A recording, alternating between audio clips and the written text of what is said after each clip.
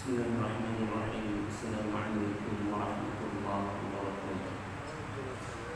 Innal hamdalillah nahmaduhu wa nasta'inuhu wa nastaghfiruhu wa natubu ilayh wa na'udzu billahi min shururi anfusina wa sayyiati a'malina. Man yahdihillahu fala mudilla lahu wa man yudlil fala hadiya lahu. Wa asyhadu an la ilaha illallah wahdahu la syarika lahu wa asyhadu anna Muhammadan 'abduhu wa rasuluh. Allahumma shalli wa sallim wa barik 'ala Muhammad wa 'ala ali Muhammad. Ya ayyuhalladzina amanu taqullaha haqqa tuqatih wa la tamutunna illa wa antum muslimun. Ya ayyuhan nasu taqu rabbakum alladzi khalaqakum min nafsin wahidah wa khalaqa minha zawjaha wa batha minhuma rijalan katsiran wa nisaa. واتقوا الله الذي تساءلون به والأرحام إن الله كان عليكم رقيبا. يا أيها الذين آمنوا اتقوا الله وقولوا قولا سديدا يصلح لكم أعمالكم ويغفر لكم ذنوبكم ومن يطع الله ورسوله فقد فاز فوزا عظيما. أما بعد، الحمد لله. Tuan-tuan muslimin yang dirahmati Allah, sama-sama kita bersyukur kepada Allah Subhanahu wa taala.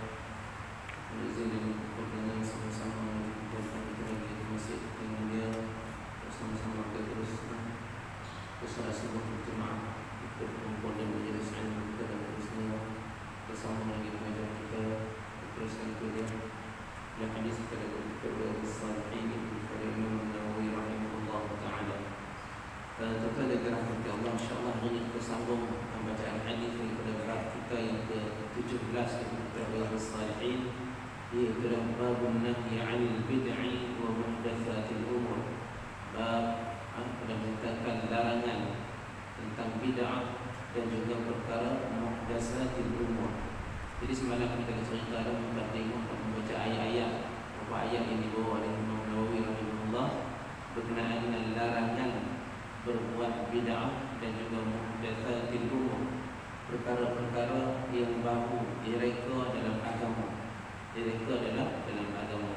kita tengok semalam beberapa ayat dalam Al-Quran yang dibawa oleh Imam Nawawi rahimahullah untuk dijadikan sebagai mukadimah daripada bab larangan bid'ah dan juga muhdatsatil umur.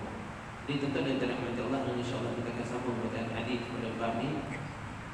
Seperti mana kita Imam Nawawi rahimahullah kata, wal ayatu fil babi katsiratun ma'lumah.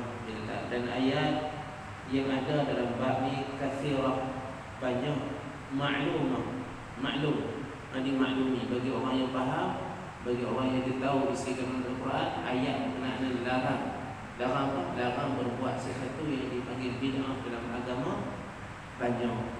Iaitu ayat macam larang kita mensyariatkan sesuatu, macam ayat kata am lahum syuraka'u syara'u lahum ma lam ya'lam bihi Allah.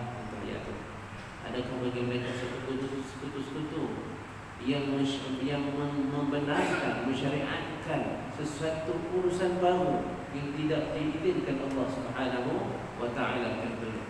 Jadi bagi orang yang mengerti, kita tahu dalam Quran ada ayat-ayat yang menjurus kepada maksud ni, iaitu agama Allah tak boleh direka-reka, tak boleh dibuat ketetapan peraturan baru dalam ibadah, dalam urusan yang mendekatkan diri dengan Allah Subhanahu wa taala. Jadi kata Imam Nawawi, dia kata wal ayatu fil babi katsiratun ma'lumah. Ayat dalam bab ni banyak dan maklum bagi orang yang maklum. Mungkin ada kita katakan, ustaz saya tak tahu pun. Kita kata kita tanya, kita hafal berapa ayat, kita faham berapa ayat. Jadi ini kata Imam Nawawi, wa amal hadis fa katsiratun jiddan. Ada pun hadis, maka hadisnya banyak sangat. Dia kata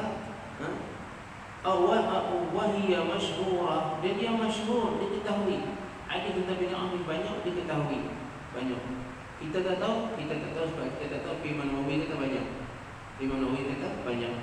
Fanaqtasiru ala tarafin minha, dan kita berpada dengan beberapa hadis daripadanya sahaja. Kalau ikut dalam bab ni, dia bawa 2 hadis yang menjadi tonggak utama dalam bab ni, 2 atau 3 hadis. Itu yang dirahmati Allah. Kita masuk hari ini hadis kita yang pertama.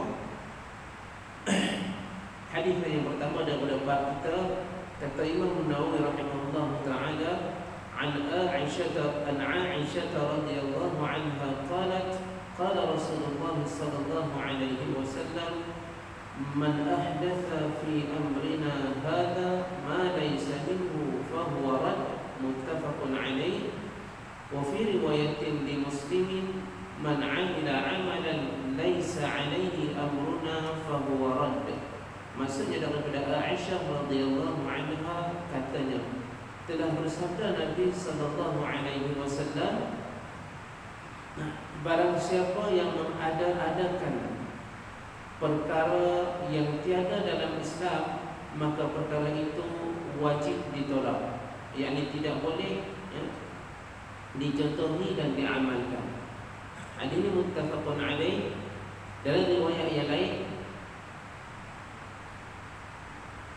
lain dalam Muslim, kata Nabi, siapa yang mengamalkan suatu amalan yang tiada asas dalam agama kita, maka amalan itu wajib ditolak ataupun tertolak. Kita ada dalam Allah hadis yang pertama muttafaqun alaih, dan yang kedua Muslim. Ada orang tanya, Ustaz, hadis muttafaqun alaih itu bukan Bukhari Muslim. Hadis kedua ni hadis Muslim. Apa beza dia? Kita ada dalam Allah. Dalam sudut ilmu hadis ada beberapa perkara yang kita beritahu di sini. Hadis bila disebut muttafaqun alaih, hadis yang disepakati oleh 2 orang imam. Hadis ramai orang keliru juga kata muttafaqun. Makna muttafaq ialah disepakati, diiktifaq oleh Bukhari dan Muslim.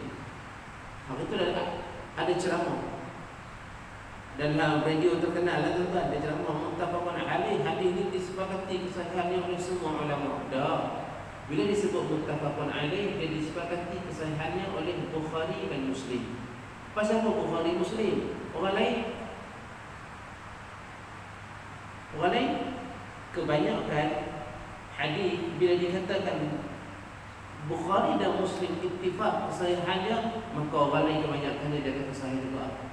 Kerana apa? Dalam menentukan kesahihan sesuatu hadis, syarat yang paling ketat syarat Bukhari dan juga syarat Muslim. Bukhari lagi ketat. Sebab tu kalau orang tanya hadis yang mana paling sahih sekali, kebanyakan ulama mengatakan as-sahihul kitab ba'da al-Quran al-Bukhari.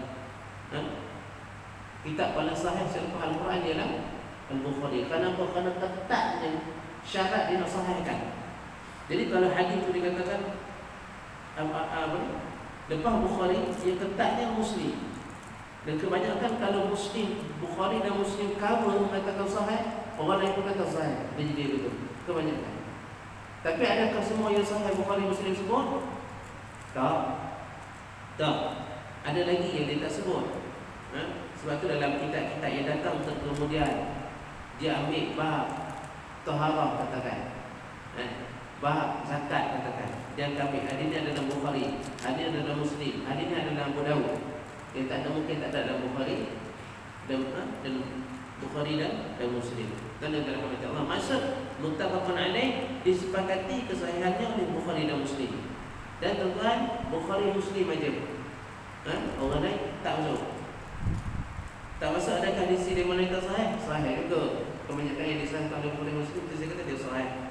Kalau masuk muttafaqun alaih ni disepakati oleh Bukhari dan Muslim, tapi bukan itu sahaja.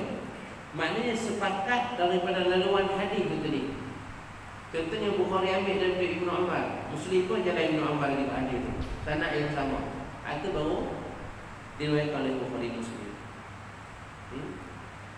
Muttafaqun alaih. Ada hadis Bukhari sebut jalan orang lain, Muslim sebut jalan orang lain. Semua ulama kata dia tak nama muttafaqun alaih lagi. Hak ni kira Bukhari saja, hak ni kira Muslim saja. Jalan dia yang berbeza. Apalah hak tu rumit. Tapi kita kata muttafaqun alaih ialah yang disepakati oleh Bukhari dan Muslim, bukan semua ulama. Tentang hadis ini daripada Aisyah radhiyallahu anha. Aisyah radhiyallahu anha dia antara orang yang paling faham urusan agama kita. Dia paling faham urusan agama kita. Aisyah radhiyallahu anha kalimah hadis yang direkodkan orang ambil daripada dia 2000 hadis lebih. 2000 hadis lebih. Dia hidup lama. Dia bermula kehidupannya awal dengan Nabi. Dia mula bersama duduk dengan Nabi ketika usia 9 tahun. Nabi wafat dia umur 18 tahun. Dan dia wafat umur 66 tahun. Bayangkan dia duduk dengan Nabi daripada awal. Dia memahami agama daripada kecil. Dan dia sempat hidup selepas Nabi wafat, mengajarkan agama lama tempoh dia tuan. Dia mati tahun 85 Hijrah. Lama tu. Lama. Hidup dia lama mengajar agama. Bukan negara rahmat Allah. Sebab tu tuan-tuan,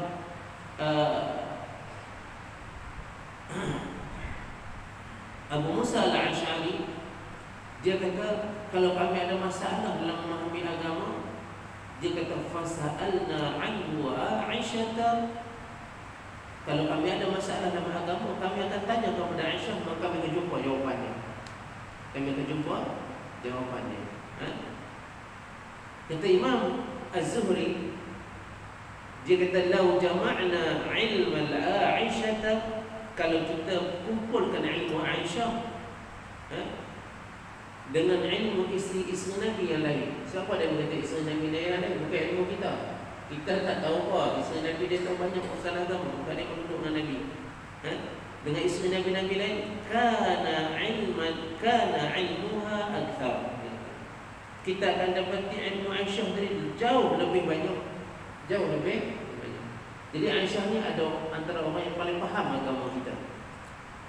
Itu semua orang setuju. Apa kata Aisyah? Aisyah kata Nabi kata siapa yang melaksanakan, siapa yang melakukan, siapa yang mengada-adakan perkara yang tiada dalam Islam, dia bukan daripada kami, maka dia tertolak. Tertolak ni bermakna dia merupakan perkara dia kata man ahdatha fi amrina, siapa yang mengada-adakan dalam urusan kami. Urusan kami kita dalam urusan apa? Urusan agama kami. Kita mengatakan yang dimasukkan ke bid'ah ini ialah urusan agama. Urusan agama kita kata apa saja? Urusan yang kita anggap dia sebagai suatu alat, bukan alat, satu perbuatan, satu cara untuk kita dapat pahala, satu cara untuk kita hampirkan diri kepada Allah, satu cara untuk kita dapat lebih takwa kepada Allah Subhanahu wa taala. Ini kita panggil urusan agama. Ini kita panggil urusan agama. Aisyah kata dalam urusan ni, siapa yang mengada-adakan dalam urusan ni, urusan yang kita anggap berpahala, urusan yang kita anggap mendekatkan diri kita kepada Allah, urusan yang kita menganggapkan dia meningkatkan takwa kita kepada Allah, maka dia tertolak. Jadi urusan ni, urusan yang kita kata tadi, urusan yang ibadat kepada Allah, mencari pahala, mencari keredaan, dia tak boleh reka-reka masuk Aisyah dalam hadis ini. Dia kena mari daripada Nabi sallallahu alaihi wasallam masuk hadis ini. Sebab apa tuan-tuan? Sebab inilah yang kita ikrar dalam syahadah.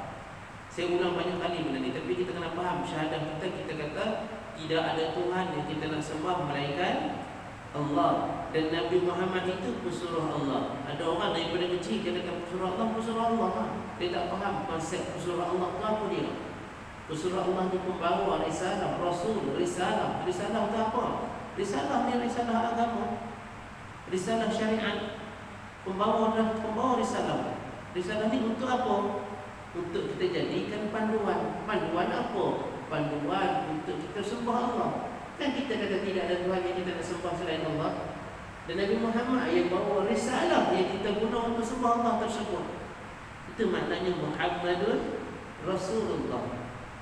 Ada orang yang suka pakai jubah, pakai serupan, pakai apa semua dah mahal. Tuan-tuan, kalau Nabi tak turun jubah dengan sorban pakai yang Arab juga. Jadi Nabi tak bawa benda tu. Tapi salah ke kita pakai? Tak salah. Kita ikut Nabi baca dapat pahala. Dapat pahala. Tapi Nabi bukan ajar kita pakai jubah. Nabi bukan ajar kita pakai sorban. Nabi bukan ajar kita pakai kopiah. Jubah tu pakai orang Arab. Kalau Nabi tak ada orang Arab dah pakai dah. Kan? Sorban pun. Sorban pun. Kalau tak ada Nabi apa? Kalau Nabi tak diutuskan pun. Orang Arab pakai sorban, orang Arab pakai sorban. Tapi bukan benda tu yang Nabi, yang Allah hantar Nabi untuk ajar kita. Tapi Allah hantar Nabi untuk ajar kita, untuk kita sembah Allah macam Allah nak. Sebab tu orang jahiliah marahkan Nabi. Sebab Nabi kacau. Dia berkata Nabi kacau cara dia beribadah. Kami kenal, kami tahu Allah, dia kata. Dia tahu dah ada Allah. Orang jahiliah tahu kata ada Allah. Allah cakap, "Wa la in sa'altahum man khalaqas samawati wal ardh la yaqulunna Allah." Kalau kamu tanya mereka, siapa yang cipta langit dan juga bumi? Allah. Dia tahu. Bahkan Abdul Muttalib masa tu sebelum Nabi ada lagi. Bila unta dia kena tangkap dengan Abraha ataupun Abriha. Raja daripada Yaman, Raja Habsyah daripada Yaman. Habsyah dah luas kekuasaan dia tuan. Termasuklah Yaman di bawah taklukan dia. Di Abraha daripada sini. Tapi dia sebenarnya proksi dia proksi daripada Yaman sebenarnya. Apa daripada Habsyah sebenarnya.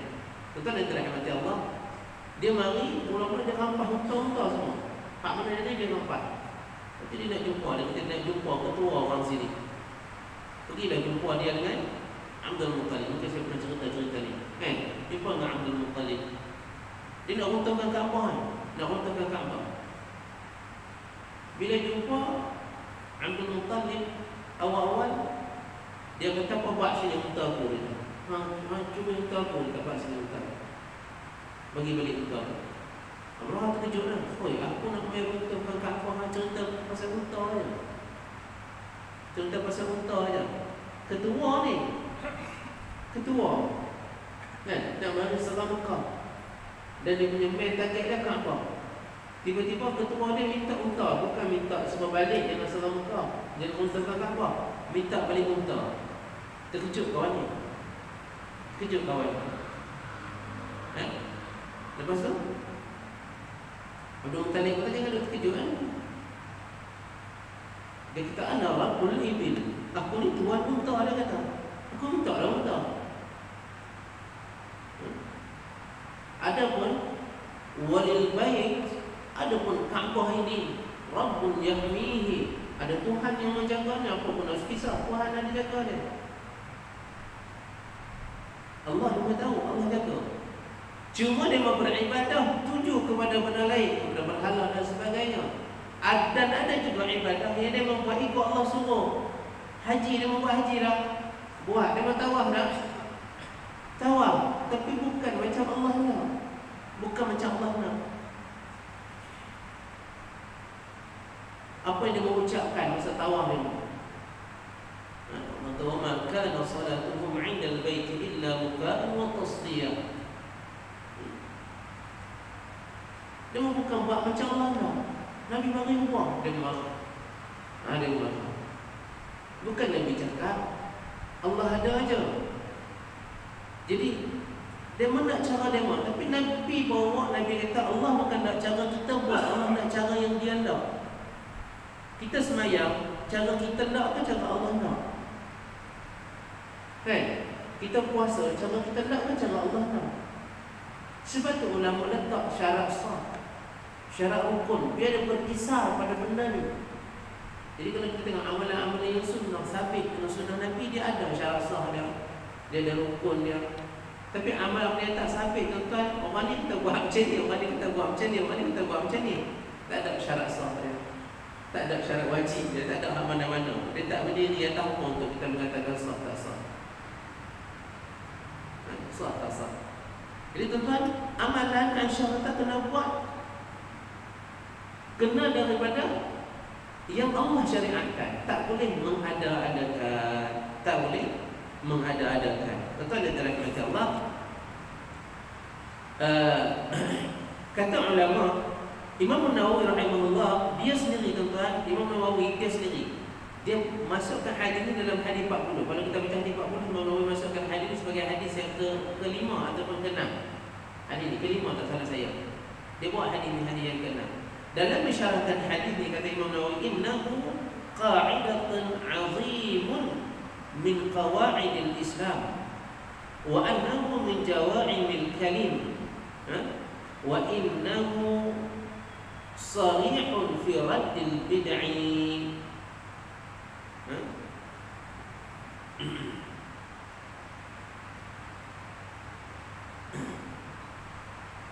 Fi hifzi al-bid'i wal mukhtara'at wa huwa mimma yuqtana bi hifzihi wa isti'malihi fi ibtalil munkarat. Kata Imam Nawawi, dia kata hadis ni merupakan satu kaedah yang agung dalam Islam. Dia kata kaedah yang agung dalam Islam. Dia kata dia merupakan jawami'ul kalim, merupakan salah satu kata-kata Nabi yang padat tapi luas maknanya, mencakup banyak urusan maknanya. Kata-kata dia ringkas. Dan hadis ini yang mana dipentangkan, hadis ini jelas maknanya fi raddil bid'ah. Hadis ini jelas maknanya dalam menolak bid'ah. Dalam menolak bid'ah kata Imam Nawawi. Wal munkarat, dan menolak kemungkaran. Menolak kemungkaran. Wa huwa mimma yuhtana fi hifzihi. Dan hadis ini daripada hadis yang dipentingkan sangat supaya orang hafalnya. Wasti'malihi, dan penting sangat untuk menggunakannya fi ibtalil munkarat, dalam membatalkan perkara-perkara yang mungkar dalam agama. Jadi maksud yang mungkar dalam agama ni apa tuan? Yang kita buat, kita kata Allah nak bagi pahala. Kita buat, kita kata dia boleh dekatkan kita pada Allah. Kita buat, kita kata dia boleh tingkatkan takwa, tapi Allah tak suruh buat benda. Allah tak suruh. Itu maksudnya. Betul tak dirahmati Allah? Jadi Imam Nawawi kata hadis ni yang jadi hujah, yang jadi buktinya. Imam Nawawi sebut dalam syarah dia pada hadis 40. Imam Nawawi juga sebut dalam syarah dia bagi Sahih Muslim, dalam syarahkan hadis ni. Betul tak dirahmati Allah? Kata Ibnu Hajar, kedua-dua Ibnu Hajar dalam mazhab Syafi'i ada dua orang Ibnu Hajar tuan-tuan. Mungkin ada lagi tapi tak apa masyhur, kita tak kenal. Ibnu Hajar Al-Asqalani, Ibnu Hajar Al-Haythami, ada dua orang. Dia berkata apa? Hadzal hadis, dia kata ma'dudun min usulil Islam. Hadis ini dikira sebagai hadis usul Islam. Dikatakan enggak yuslihu ay yusamma nisfa adillatus syara'. Dia kata boleh kita namakan hadis ni, kita anggap hadis ni sebagai separuh dalil agama. Separuh agama. Kenapa separuh agama tuan-tuan? Sebab tuan-tuan, dalam kita nak buat urusan agama kita, urusan kita nak dekatkan diri kepada Allah, dia ada dua perkara penting. Dua perkara penting. Kita kena pegang betul-betul. Untuk Allah terima amalan kita ada dua perkara penting. Yang pertama ikhlas. Sebab tu bila kita baca hadis awal dulu, hadis pertama, hadis bab ikhlas, innamal a'malu binniyat. Kata ulama hadis ni separuh agama. Ada hadis ni separuh daripada agama. Kenapa separuh agama? Bagi yang katakan separuh pula, dia kata separuh lagi hadis mana? Separuh lagi hadis ni. Hadis innamal a'malu binniyat separuh, hadis ni separuh. Hadis jangan buat bid'ah separuh. Kenapa? Kenapa separuh-separuh macam ni? Kerana amalan kita tuan-tuan diterima berdasarkan dua perkara. Yang pertama kerana ikhlas ni kita kepada Allah. Syarat utama dia nak diterima ikhlas ni kita kepada Allah, tu yang pertama. Yang kedua dia kata amalan kita mesti yang disyariatkan. Itu syarat dia. Orang-orang ulama kata mutaba'ah, mesti yang ada agama suruh, baru Allah terima. Yang agama tak suruh Allah terima, Allah tak terima. Dua syarat dia kata. Kerana itu dikatakan separuh agama. Jadi untuk amalan apa saja, yang pertama mesti ikhlas. Yang kedua mesti agama tu diambil yang Allah nak. Yang Allah pula. Tuan-tuan yang dirahmati Allah. Jadi tuan-tuan, untuk hari ini saya baca sikit penerangan yang panel JAKIM kita tulis. Okey.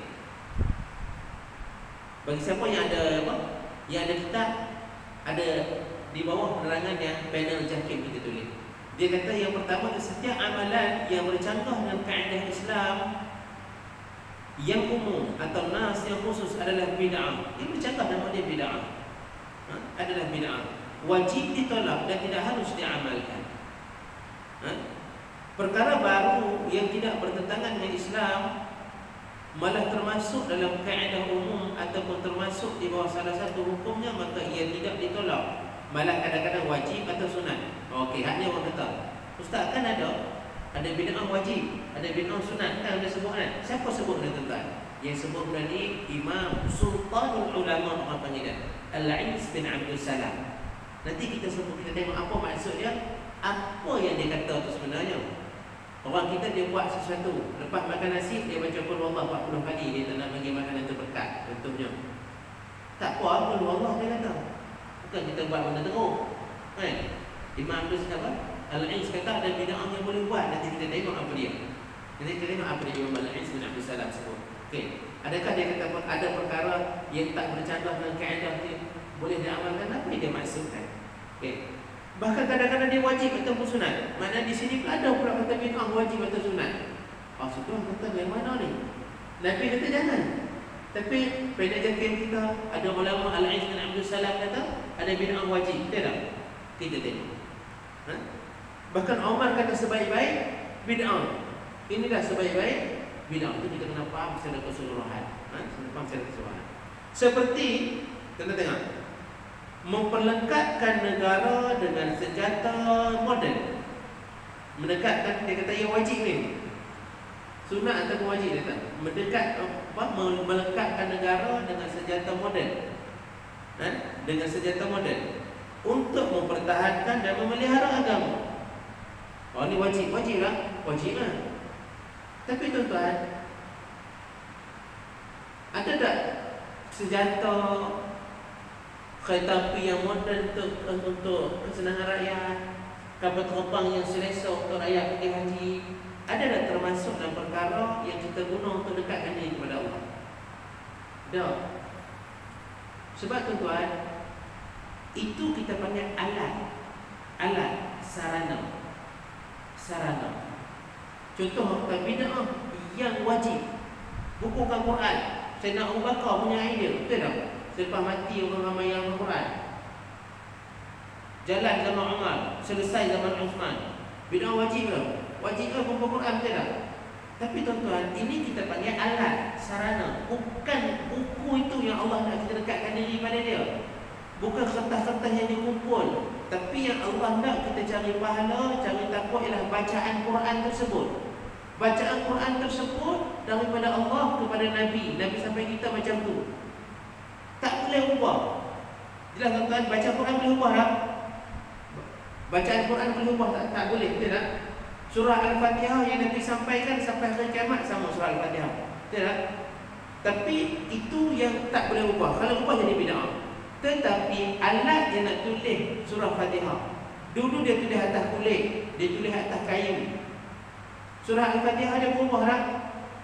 Tak berubah. Daripada kayu kepada kulit, berubah tak? Tak berubah. Daripada kulit kepada kertas yang keras, berubah tak surah Al-Fatihah? Tak berubah. Daripada kertas yang keras kepada satu yang dibukukan, dinamakan mazhab, berubah tak surah Al-Fatihah? Tak berubah. Disistematikkan. Mazhab yang ada warna, ada baris, tulisan yang seragam. Surah Al-Fatihah dia berubah tak? Tak berubah. Sampai zaman kita tuan-tuan, teknologi digital, Al-Quran ada boleh masuk dalam komputer. Surah Al-Fatihah dia berubah tak? Tak berubah. Lepas tu malam ni datang ni pula ni Android, Apple punya program dan sebagainya. Surah Al-Fatihah masuk tak? Berubah tak? Surah Al-Fatihah dia berubah tak tuan-tuan? Tak berubah. Menunjukkan yang kekal kena ikut cara Nabi dan cara Allah nak surah Al-Fatihah tu. Ada pun di mana surah Al-Fatihah itu ditulis, ini bukanlah kita punya bid'ah, kerana itu alat saja. Jelas tuan? Jelas? Hak ni dikatakan wajib tadi. Hak wajib tadi pakai kata kebal. Jihad tak kena jihad. Jihad berubah dah. Syarat-syarat jihad berubah dah. Tak boleh bunuh orang perempuan, kena ikhlas, tak boleh bunuh budak-budak, tak boleh bunuh orang cenderung, berubah dah. Tak berubah. Pakailah kata kebal. Bahkan bukan kata kebal, pakai kapal jet berjuang pun tak apa. Sebab itu bukan urusan yang Nabi ajar kita.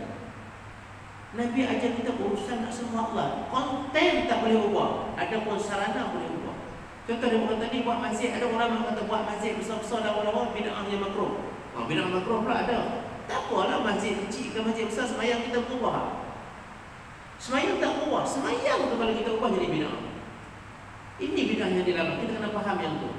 Dia mengatakan, ni ustaz pakai mic ni, pakai mic ke, nak khabar menara bagi suara dengar ke, pengajian tetap sama, baca hadis tetap sama, tafsir tetap sama. Yang tu tak boleh ubah. Jelas tuan-tuan, ini dia yang kita masukkan bid'ah yang boleh dengan tak boleh. Yang boleh, yang tak ada urusan dengan unsur ibadah atau takarruf. Cumanya kita buat, dia dapat pahala lah kerana kebaikan. Kita mari masjid naik kereta, dia kata tak sah lah, naiklah unta. Nabi naik unta. Tuan-tuan mari masjid naik kereta ke, pakai masjid jalan kaki ke, pakai kasut Adidas ke, pakai kasut Puma ke, pakai kasut roda ke, tuan-tuan. Masjid yang kita mari, semayang yang kita buat sama tak? Hak semayang tu tak boleh ubah. Hak cara boleh ubah. Antum a'lamu bi umuri dunyakum, kata Nabi. Kamu lebih tahu urusan kamu. Orang tepi sungai dia naik perahu. Nabi tak naik perahu. Tapi Nabi bukan ajar kita naik perahu, kan naik kereta, kan naik basikal. Nabi tak ajar benda tu. Itu ikut suka kita. Itu ikut suka kita. Tapi Nabi ajar semayang, Nabi ajar baca Quran, Nabi ajar puasa. Yang ni yang kena kekal bentuk dia dari zaman Nabi. Sampai mana? Sampai kiamat. Sebab kita declare dalam syahadah kita dapat benda Nabi ajar sampai ke kiamat. Kita nak pakai benda ni. Jelas tuan-tuan. Jadi yang dikatakan oleh Imam Al-Aiz bin Abdul Salam, ada bid'ah yang wajib, bid'ah yang makruh, bahkan bid'ah yang sunat. Benda-benda ni lah. Benda-benda ni. Yang takkan Imam Al-Aiz bin Abdul Salam. Tuan-tuan tengok contoh Al-Aiz bin Abdul Salam sebut. Buka balik dia Imam Besar Mazhab Syafi'i. Adakah yang dikatakan bid'ah yang wajib itu satu ibadah yang baru dari itu? Dah, dia buat contoh masa Quran tadi. Dia berkata habis Ustaz Omar tu kan semayang tarawih tu semayang. Mari burada Omar burada kan. Tuan-tuan, hadis Aisyah. Dia kata Nabi SAW keluar kepada, ada hadis saya dah ambil dah, kita bisa baca maksudnya dalam sagi panjang. Hadis itu panjang cerita dia. Satu malam di bulan Ramadan, dalam hadis ada riwayat cerita di bulan Ramadan, Nabi keluar. Mula Nabi tak keluar. Lepas tu Nabi keluar satu malam tu, sahabat tu Nabi keluar. Hadan dah dengan Nabi. Bila yang dan dengan Nabi itu malam tu, dia sampai maklumat semalam Nabi turun bayang sekali. Semayang malam dah ada ke belum masa ni? Dah ada dah. Tapi sahabat buat di sendiri, ada buat di masjid, ada buat di rumah. Nabi buat di masjid, Nabi buat di rumah. Bila dia kata semalam Nabi turun, malam kedua ramai orang pasal Nabi turun. Ramai pasal Nabi turun. Dia masih bayang dengan siapa? Bayangan Nabi ya, kalau Nabi turun dia turun ramai-ramai seakan ada tepuk tangan dan sorak, tak jadi. Dia masih bayang dengan Nabi. Malam ketika ramai lagi orang. Pasal semalam Nabi sembahyang sekali. Ramai orang. Bayangan siapa? Bayangan Nabi. Tentang gambar kalau bayangan Nabi siapa imam? Nabi ya imam. Memang Nabi ya imam. Nabi imam. Bakal bayangan dia ramai. Malam keempat lagi ramai. Nabi tengok ramai orang. Nabi tak turun. Nabi tak turun. Tuan-tuan, jauh mana Nabi nak kena turun ni? Dinding masjid dengan dinding rumah Nabi satu, sama. Tu pas itu atau duduk tu ada pintu masuk turun rumah Nabi. Pintu tu juga Nabi keluar masuk masjid. Jauh dah? Tak jauh. Tapi Nabi tak turun mayang. Dan Rasulullah jemaah lah tak. Mayang sunat tak apa tak jemaah. Mayang fardu tak pernah jemaah ni. Tapi kemalam Nabi turun jemaah nak menunjukkan keharusan jemaah. Tapi Nabi tak turun. Berterusanlah zaman. Berterusan zaman ni macam tu. Ada masa orang mayang geng-geng sahabat-sahabat besar mayang, orang lain ikut pukul 9. Geng Mat ni mayang pukul 9. Geng Ali tu dia pergi minum kopi tu, ngopi tu lepak-lepak tu. Lepas Lepas tu baru dia bagi bayar pukul 11. Ada 2 orang situ, hak ni baru nak habis, ni Pak Ustaz. Lepas tu bagi pula ke yang tidur dulu pula. Dia nak tidur dulu kejap, Pak Ustaz. Lepas tu bagi pula ke yang tidur lama dulu. Pukul 3 baru nak datang. Lepas tu hak kata pun nak sambung, sempurn terus sambung. Bagi pula berapa game tu tuan? Dah banyak lah. Berterusan benda macam tu, ikut suka nak pergi bila. Bila berlaku perluasan dan sebagainya, Islam bertambah ramai dan sebagainya, Umar tengok, hai, tak jadi macam ni dia kata. Tak salah, tapi serabut.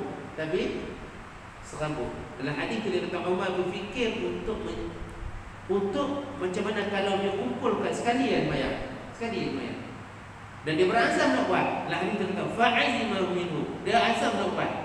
Maka dia buat, dia kumpul semua semayang ikut seorang saja qari ataupun imam, iaitu Ubay bin Ka'ab. Ubay Iman. Orang ikut dia. Bila Umar tengok sistematik, Umar kata ni'matul bid'ah hadihi. Inilah bid'ah yang paling baik. Tetapi bid'ah yang Umar buat tu, yang dia kata nikmah paling bid'ah terbaik dia buat tu, yang semayang tarawih ke, yang dia sistematikkan jemaah tu, yang dia kata yang terbaik tu.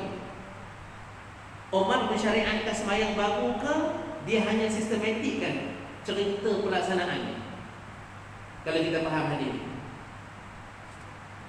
sistem pelaksanaan tu saja. Umar kata ni'matul bid'ah hadihi. Inilah bid'ah yang terbaik dia kata. Sebab tu Imam Ibn Hajar sekalipun dia mengatakan maksud Umar dalam kata bid'ah ini maksud dari segi lughawi, maksud dari segi bahasa. Kenapa? Semalam kita cerita sampai atas mana dia dalam bahagian ni. Maksud lughawi, maksud bid'ah secara lughawi, kita baca ayat badi'us samawati wal ardh. Allah pencipta. Allah kata dia pencipta, tapi dia tak guna khaliq. Dia tak kata sani'. Pencipta kan banyak dalam syarat. Ustaz-ustaz mungkin tahu. Sana'a cipta, ikhtara'a pencipta, khalaqa pencipta. Tapi Allah sebut badi' dalam kataan dalam ayat badi'us samawati wal ardh. Badi' ataupun badi' pencipta. Tapi maksud badi' ialah mencipta sesuatu yang belum ada lagi sebelumnya. Itu makna badi', bada'a atau bid'ah. Dia buat sesuatu yang belum ada lagi contoh sebelumnya. Allah kata badi'us samawati wal ardh. Badi' langit dan juga bumi. Kenapa Allah tak guna khalaqas samawati wal ardh ayat tu? Allah cipta langit dan juga bumi. Kerana Allah kata badi' langit dan bumi sebelum tu belum pernah ada. Belum pernah orang lain cipta langit dan bumi. Jadi perkataan paling sesuai di sini perkataan badi', bada'ah. Sama istilah rubuh dia dengan kata bid'ah. Jadi Umar kata dari sudut bahasa, kata Imam yang mensyarahkan hadis ni, dia kata ni tak pernah lagi orang sistematikkan dia. Ya, dia kata ni'matul bid'ah hadi. Kalau kita tahu Umar buat tu Nabi dulu, Nabi semai dah jemaah.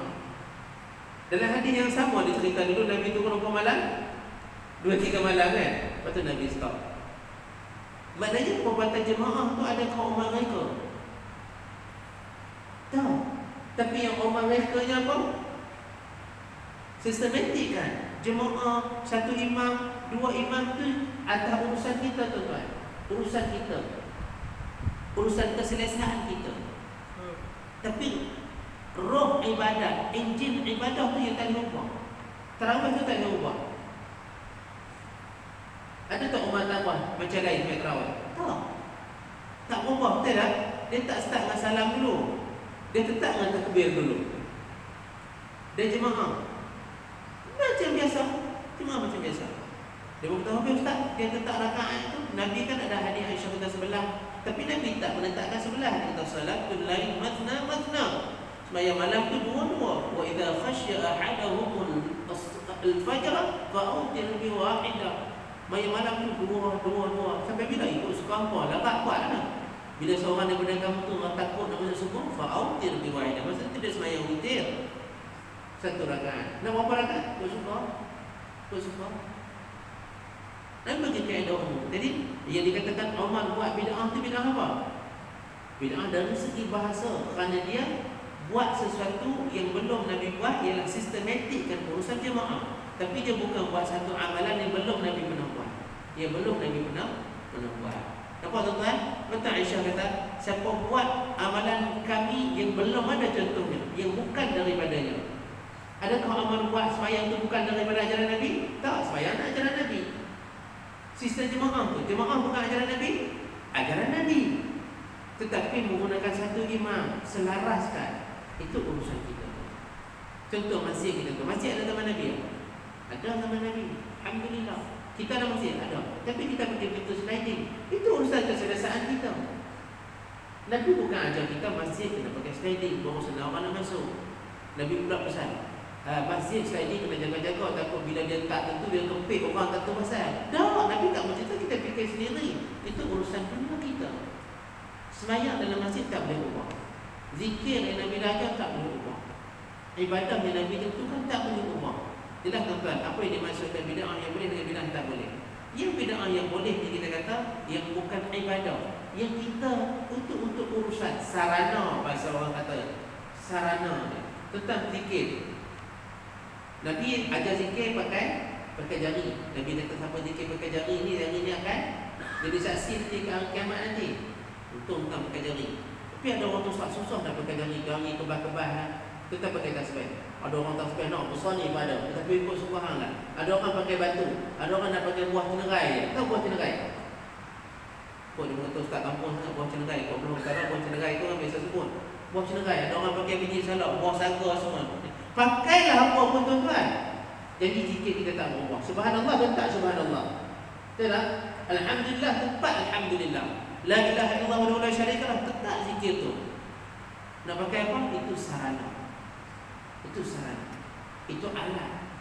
Nabi bukan ajar kita alat nak kira zikir paling bagus, sejadah yang nak lapik paling selesa. Itu suka kita. Tapi semayang atas sejadah mana pun, semayang tak boleh diubah. Semayang tak boleh ditambah yang bukan daripadanya. Semayang tak boleh dikurang apa yang Allah ceritakan Nabi suruh kita buat. Jadi tuan, itu maksudnya. Yang Aisyah kata siapa yang buat bukan daripada kami, yang daripada kami ni urusan tadi, urusan men tadi. Saya ulang sekali lagi tuan, nak bagi faham. Quran tak boleh ubah bacaan. Seperti mana Nabi baca, seperti itulah kita nak kena baca.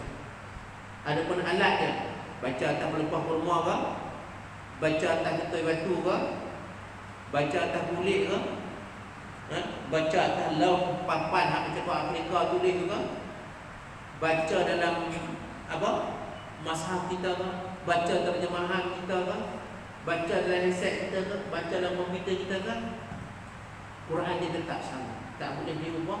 Cara baca dia sama. Adapun alat kita tak tahu apa lagi akan muncul sementara ada kiamat kita.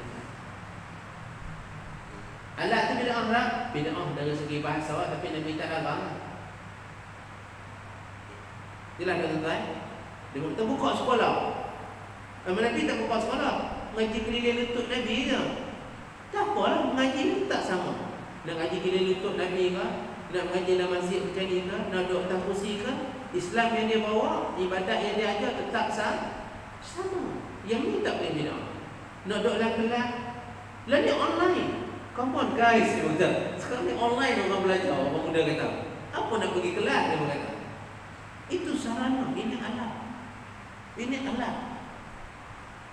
Cuma kita tak dapatlah fadilat dulu dalam majlis ilmu katakan. Cuma setengah ulama kata dapat fadilat ngaji tu dapat orang berjauh. Cuma kita tak dapat tengok akhlak guru secara live. Tuan-tuan, guru yang bagus ni tuan-tuan, yang rabbani yang betul-betul nak mendidik, kita duduk tengok akhlak yang berkagum tuan-tuan. Allah takut dengan akhlak.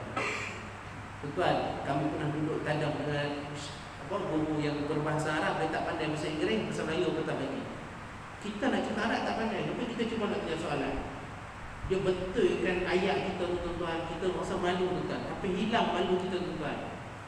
Kita yang tak pandai dia rasa macam dimuliakan. Aku bodoh-bodoh aku tanya soalan, Syekh tolong nak bagi dia faham, tapi dia nak orang lain faham sekali. Mulia dia tengok. Kalau kita apa majlis 6 tahun Arab kepil-kepil nak tanya soalan 3 mata tak berhenti. Itu akhlak kita. Tapi akhlak yang kita ada, kita cuba nak tanya susah nak sampai masuk tu. Nak cakap Melayu mana tak faham. Pasal apa cakap Melayu tak? Saya duduk UIA ramai budak Melayu tu kan, tapi bersyarah Arab. Syarah Arab. Bila buka kitab Masjid dan sebagainya, kita pergi nak tanya soalan.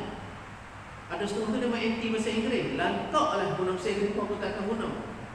Lantaklah, dia tak akan guna. Dia macam anti bahasa Inggeris. Kalau kita pergi, kita kena tanya. Macam mana dia nak mudahkan kita tuan-tuan? Dia tak bagi kita malu tuan-tuan Allah. Ini yang kita kata dalam majlis, antara yang benda yang kita miss kalau kita tak berada dalam majlis, kita dengar rakaman, kita dengar yang live tertunda, kan? Ini yang kita tak dapat akhlak guru. Akhlak guru. Akhlak guru.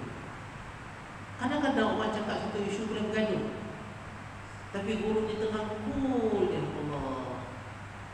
Hak ni balah kata yang ni kata ni, tapi guru tengah cool, dia boleh bagi. Orang keluar elok ni, ada bergaduh dah tadi orang hijau ni. Dia dengar elok kan, macam mana dia cool? Tuan-tuan dia terang kata Allah. Kita tak dapat yang tu je. Kalau kita rakaman dan sebagainya, rakam CD, kaset kita pusing dengan pen, ulang apa ingat dah tuan-tuan. Pusing sebab apa dah terlepas. Bagi hak monastik mungkin apa kita boleh tekan rewind tu. Rosak pusing dengan pen kan. Lagi tak ada dah, kita pakai CD. CD pun tak ada dah tuan-tuan. Sebab tu disket tau, disket pun tak ada, CD pun tak ada. Sekarang ni pakai apa? Kita pun tak tahu dah pakai apa. Dia hantar buat telegram apa dia tuan-tuan. Pakailah apa tuan-tuan, tuan-tuan boleh bayang nak tunggu kiamat nanti apa lagi teknologi ada. Bid'ah itu tak apa. Tapi cerita agama, cerita benda yang kita rasa berpahala, yang nak tambah takwa, yang nak dekat dengan Allah, tak boleh ubah juga macam mana pun. Yang ni yang dikatakan bid'ah yang tertolak. Ya Aisyah kata fa huwa rad, maka dia tertolak. Jelas tuan-tuan, kita faham dua tu. Maksud Umar, maksud Al-Aiz bin Abdul Salam, maksud bid'ah wajib, bid'ah sunat, bid'ah makruh, bid'ah haram tu ni. Jelas tuan-tuan? Nanti insya-Allah kuliah akan datang kita akan masuk hadis yang kedua tentang perkara ni lagi insya-Allah. InsyaAllah di kuliah juga kuliah kita yang akan datang. Jadi sementara ni kita berpada di sini sekadar dulu. Moga-moga kita dapat pemahaman dan kejelasan. Moga-moga Allah kurniakan kita hidayah, memberi penambahan ilmu dan pengetahuan kita dalam agama. Moga-moga Allah kurniakan pahala kepada kita yang memberatkan mizan kebaikan kita di akhirat nanti. Itu kan yang dirahmati Allah. Sekali lagi dulu aku mohon maaf pada kekasaran, pada kesilapan yang baik dari Allah yang lemah yang berjaya sendiri. Sekian aku qauli hadza wa astaghfirullahal azim li wa lakum. Wassalamualaikum warahmatullahi wabarakatuh.